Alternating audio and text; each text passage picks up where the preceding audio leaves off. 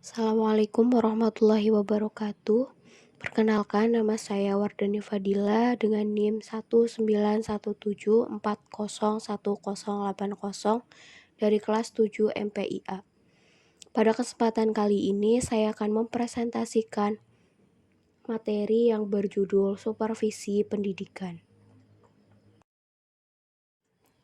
Kemudian agenda pembahasan. Pada kesempatan kali ini, yang pertama mengenai pengertian supervisi, yang kedua perkembangan paradigma supervisi, dan yang ketiga adalah tujuan supervisi, yang keempat fungsi supervisi, yang kelima pendekatan dalam supervisi, dan yang keenam adalah teknik-teknik supervisi. Langsung saja kita masuk pada poin yang pertama, yakni definisi supervisi. Secara bahasa, supervisi berasal dari dua kata dalam bahasa Inggris, yaitu super dan vision. Super yang berarti di atas dan vision yang berarti melihat. Secara istilah, supervisi pendidikan merupakan pembinaan yang berupa bimbingan atau tuntunan ke arah perbaikan situasi pendidikan pada umumnya dan peningkatan mutu mengajar dan belajar pada khususnya. Kemudian, definisi supervisi pendidikan menurut para ahli.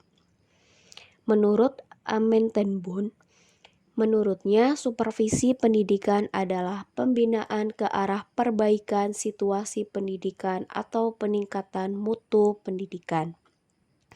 Kemudian menurut Adam dan Frank Kay, supervisi pendidikan adalah suatu program yang terencana dalam upaya memperbaiki mata pelajaran. Kemudian menurut Harris dan Binsett, pengertian supervisi pendidikan adalah tindakan sosial terkait dengan administratif agar dapat dengan mudah mempengaruhi tercapainya tujuan-tujuan pembelajaran sekolah. Lalu yang terakhir menurut Kimball Wills, arti supervisi pendidikan adalah kegiatan supervisor dalam kaitannya dengan hubungan antar manusia dengan manusia lain yang bekerja dengan semua orang dalam lingkungan pendidikan yang ada. Menurut Mukhtar, tahun 2010 ada dua hal yang mendasari pentingnya supervisi dalam proses pendidikan. Yang pertama, pengembangan kurikulum merupakan gejala kemajuan pendidikan. Perkembangan tersebut menimbulkan perubahan struktur maupun fungsi kurikulum.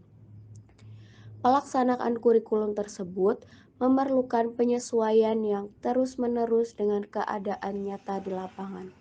Berarti, guru-guru harus senantiasa berusaha mengembangkan kreativitasnya agar daya upaya pendidikan mendasarkan kurikulum dapat terlaksana secara baik.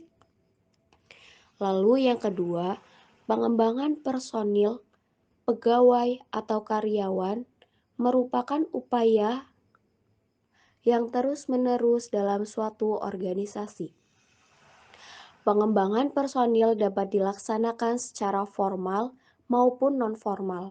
Pengembangan formal menjadi tanggung jawab lembaga yang bersangkutan melalui penataran, tugas belajar, lokakarya, dan jenis lainnya.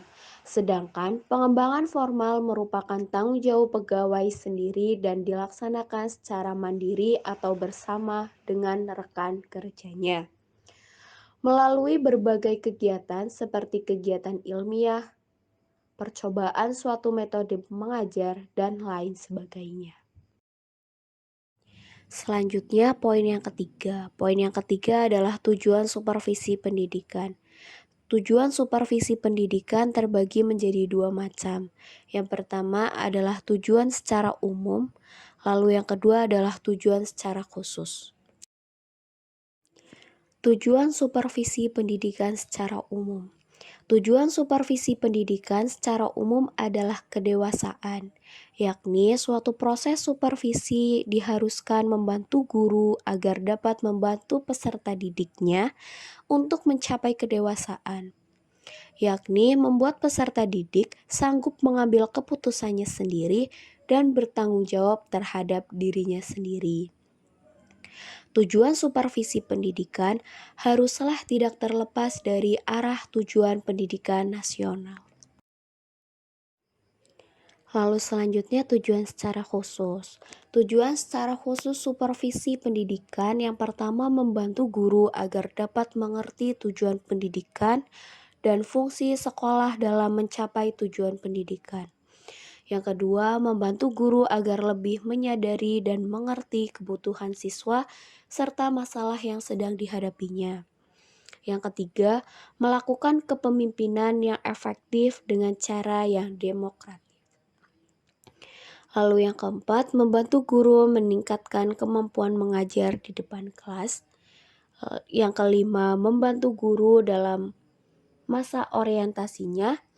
Yang keenam, membantu guru menemukan kesulitan belajar peserta didik dan mencari solusinya. Lalu poin yang keempat adalah fungsi supervisi pendidikan. Fungsi supervisi pendidikan terbagi menjadi dua, yakni fungsi utama dan juga fungsi tambahan. Lalu yang selanjutnya fungsi utama. Fungsi utama dari supervisi pendidikan yang pertama adalah supervisi sebagai teman seperjuangan administrasi secara fungsional tidak terpisahkan antara satu dengan yang lainnya. Keduanya terkoordinasi, berkorelasi, saling melengkapi, dan saling menunjang dalam melaksanakan sistem pengajaran. Yang kedua, supervisi mengkoordinasikan personalia sekolah, terutama guru-guru dan aktivitas-aktivitas sekolah agar tidak jauh menyimpang dari perencanaan. Lalu yang ketiga, supervisi sebagai pengendali usaha guru dalam mendidik para peserta didiknya agar setiap peserta didik berkembang secara total, yakni setiap aspek individu anak berkembang secara seimbang, harmonis, dan optimal. Kemudian, yang berikutnya adalah fungsi tambahan supervisi pendidikan. Fungsi tambahan supervisi pendidikan yang pertama adalah memberikan dorongan kepada guru agar kreatif dan inovatif dalam menjalankan tugasnya. Lalu yang kedua, sebagai teladan bagi guru dalam menjalankan tugas sebagai pendidik, terutama dalam kemauan, semangat kerja, dan kepribadian. Lalu yang ketiga, sebagai penegak disiplin kerja guru, dengan memberikan contoh dan pengawasan serta pelaksanaan sanksi-sanksinya. Selanjutnya, poin yang kelima adalah pendekatan supervisi. Pendekatan supervisi pendidikan terbagi menjadi 3 bagian. Yang pertama adalah pendekatan direktif. Pendekatan direktif adalah cara pendekatan terhadap masalah yang bersifat langsung. Supervisor memberikan arahan langsung. Sudah tentu pengaruh perilaku supervisor lebih dominan. Pendekatan direktif ini berdasarkan pemahaman terhadap psikologi behaviorisme. Prinsip behaviorisme adalah bahwa segala perbuatan berasal dari refleks, yaitu respon terhadap rangsangan atau stimulus. Oleh karenanya, guru ini mengalami kekurangan, maka perlu diberikan rangsangan agar dapat reaksi. Supervisor dapat menggunakan penguatan atau hukuman. Pendekatan seperti ini dapat dilakukan dengan perilaku supervisor seperti menjelaskan, menyajikan, mengarahkan, dan memberikan contoh. Selanjutnya, yang kedua adalah pendekatan supervisi non-direktif. Pendekatan supervisi non-direktif adalah cara pendekatan terhadap masalah yang bersifat tidak langsung. Pendekatan tidak langsung adalah cara pendekatan terhadap permasalahan yang bersifat tidak langsung, sehingga perilaku supervisor tidak secara langsung menunjukkan permasalahan, tetapi ia lebih dulu mendengarkan secara aktif apa yang dikemukakan oleh guru. Kemudian pendekatan yang ketiga adalah pendekatan kolaboratif. Pendekatan kolaboratif adalah cara pendekatan yang memadukan cara pendekatan direktif dan pendekatan non-direktif menjadi sebuah pendekatan yang baru. Pada pendekatan ini, baik supervisor maupun guru bersama-sama sepakat untuk menetapkan struktur, proses, dan kriteria dalam pelaksanaan proses percakapan terhadap masalah yang dihadapi guru. Pendekatan ini didasarkan pada psikologi kognitif. Psikologi kognitif beranggapan bahwa belajar adalah hasil panduan antara kegiatan aktivitas individu. Dengan demikian, pendekatan supervisi berhubungan pada dua arah, yaitu dari arah ke bawah dan dari arah ke atas. Perilaku supervisor adalah sebagai berikut: menyajikan, menjelaskan, mendengarkan, dan memecahkan masalah dan negosiasi. Selanjutnya, poin terakhir, poin yang keenam adalah teknik-teknik supervisi pendidikan. Teknik-teknik supervisi pendidikan terbagi menjadi dua, yakni teknik individu dan teknik kelompok.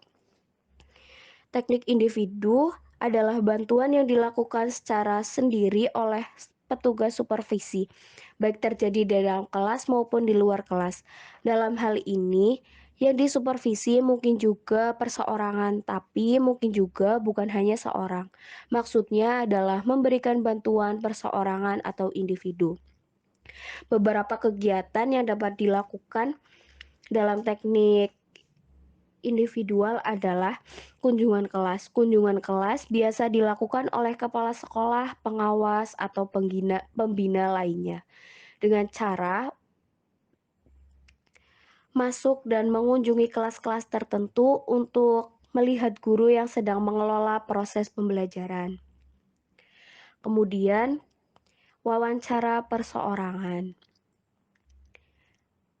Wawancara perseorangan dilakukan apabila supervisor berpendapat bahwa ia menghendaki adanya jawaban dari individu tertentu.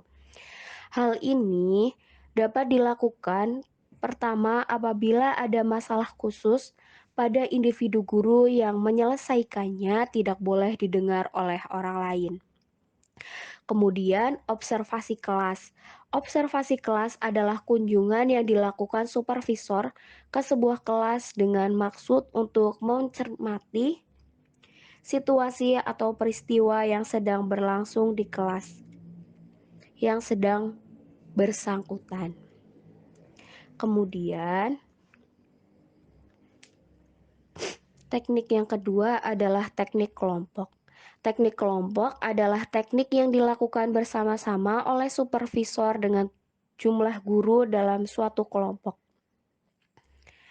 Beberapa orang yang diduga memiliki masalah dikelompokkan secara bersama, kemudian diberikan pelayanan supervisi sesuai dengan permasalahan yang mereka hadapi. Banyak bentuk dan teknik yang bersifat kelompok ini.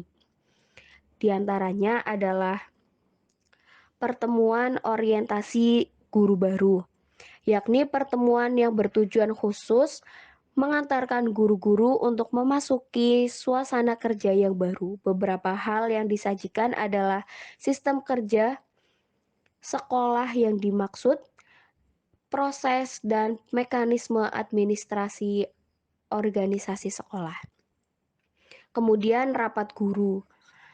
Rapat ini diadakan untuk membahas masalah-masalah yang terjadi pada saat proses pembelajaran sedang berlangsung, yang bertujuan untuk menyatukan pandangan-pandangan dan pendapat guru tentang konsep umum maupun metode-metode untuk mencapai tujuan pendidikan yang menjadi tanggung jawab bersama.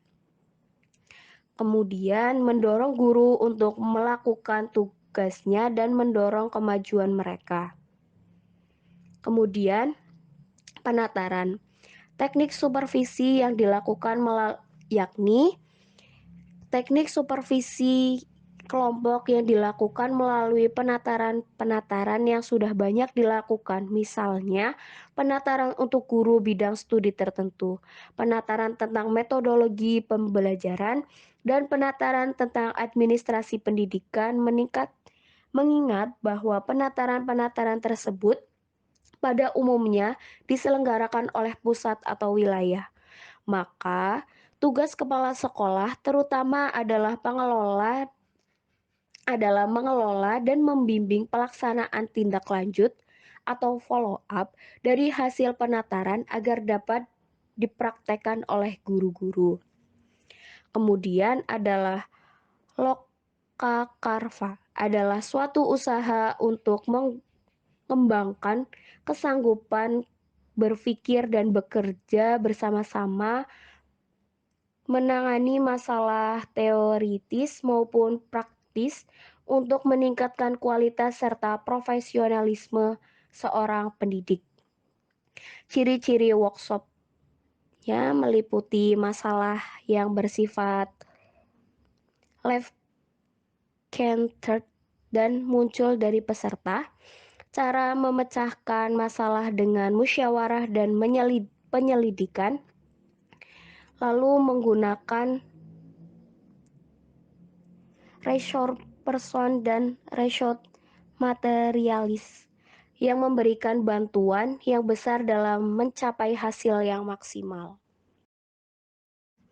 Demikian yang bisa saya sampaikan. Kurang lebihnya mohon maaf. Billahi taufiq wal hidayah wa ridha wal inayah. Assalamualaikum warahmatullahi wabarakatuh.